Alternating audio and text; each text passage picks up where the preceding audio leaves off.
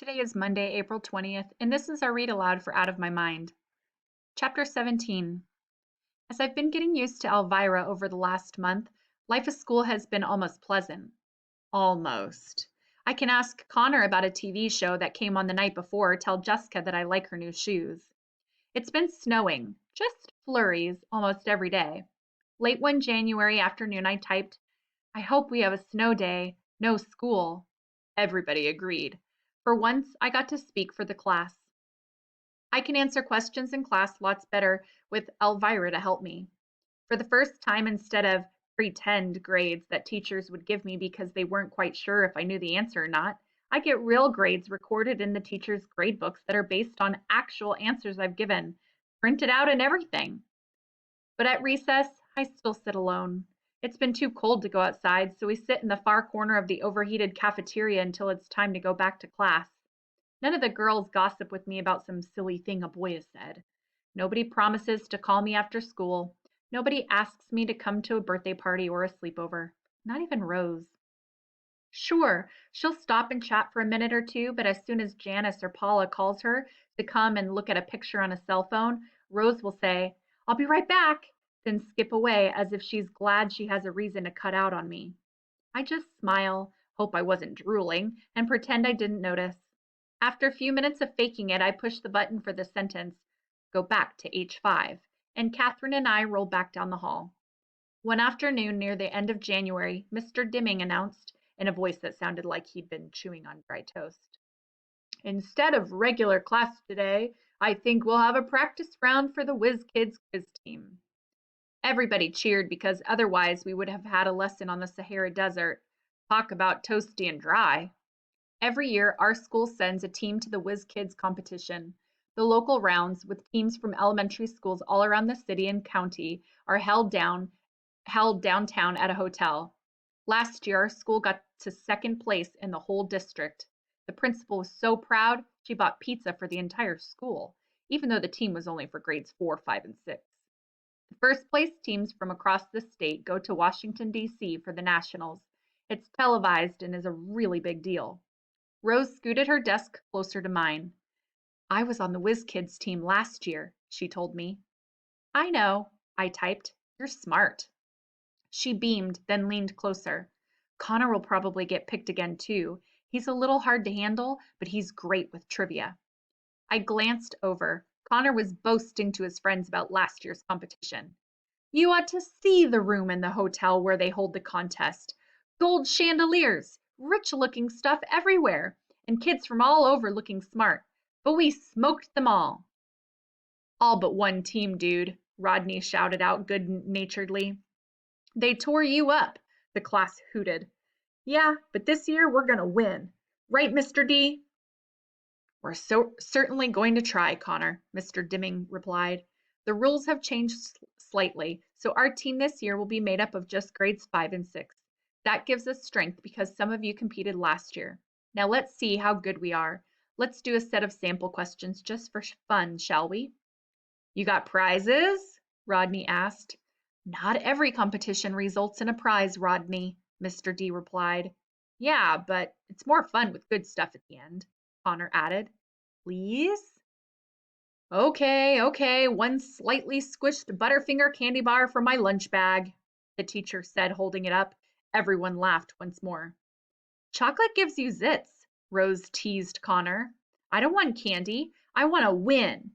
She moved her desk back to her own row. Catherine sat on the other side of me. "Do you want to play the practice round with them?" she asked. Yes, I typed. "Answers A, B, C, D. Easy." She grinned. "Okay, easy. Let's see what happens." Mr. Dimming cleared his throat and smiled. "Whiz kids, time is my favorite event of year," he admitted. "Let's see if we can go all the way this year." The class cheered. "I will read the questions first, then the choices for the answers. You will write down the correct letter. Does everyone understand?" Connor raised his hand and called out even before Mr. Dimming noticed him.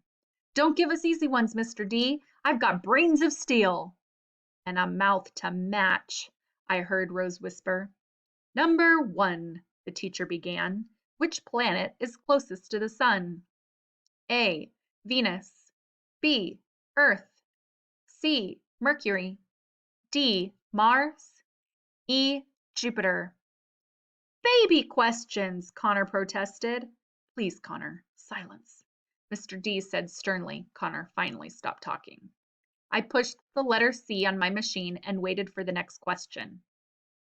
Number 2, Mr. Dimming continued. How many sides are on a heptagon? A, 4. B, 6. C, 7. D, 8. E, 9. I typed in the letter C again. Would the same letter come up twice in a row? Why not? I knew I was right. Question number 3, Mr. D said. How long is one regular term for a U.S. representative? A, 1 year. B, 2 years. C, 3 years. D, 4 years. E, 6 years. That one could be tricky. It seems like the same politicians are on the news all the time, but I typed in B as my answer. Mr. D gave us 50 questions in all. Several were math problems. Others had to do with science and grammar. The last question was about geography. In what state would you find the Grand Canyon? He asked. A, California. B, Arizona. C, South Dakota. D, New Mexico. E, Utah. I've never been there, but I've seen specials on the Travel Channel, and I'm almost positive it's in Arizona. I typed in the letter B, pushed the print button, and Catherine took my paper to the teacher's desk. Melody participated? Mr. Dimming asked as he took the printout. He glanced from me to the paper in his hand. How nice! I didn't like the sound of his voice. He scored the papers while we watched a movie about the pyramids in Egypt. I couldn't help stealing glances at him. Finally, Mr. Dimming looked over his wire-rimmed glasses. I've tallied the results. These are not official tryouts, but the students with very high scores today are Paula, Claire, Rose, and Connor. Connor jumped from his desk and cheered. I knew it! I'm the man! I'm hot! Let me hold that piece of candy. He started up the aisle toward the desk where the Butterfinger lay.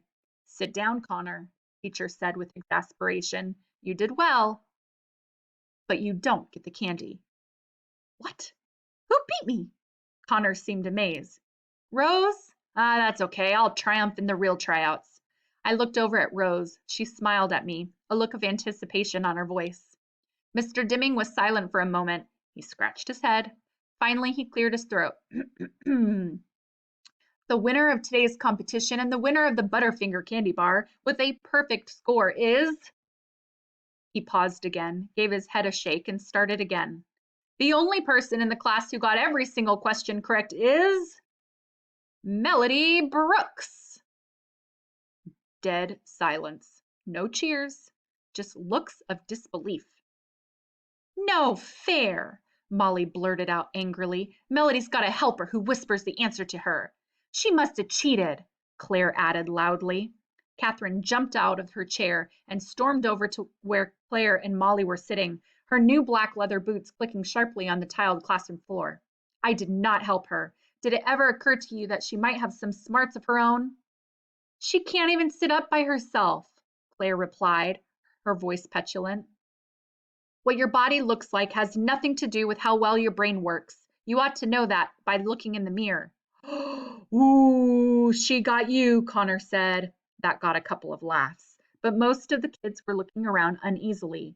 No one looked at me. Claire said nothing in reply, and I guess Molly decided to stop as well. Catherine returned to where I sat, but the whole thing made me want to crawl under a table and disappear.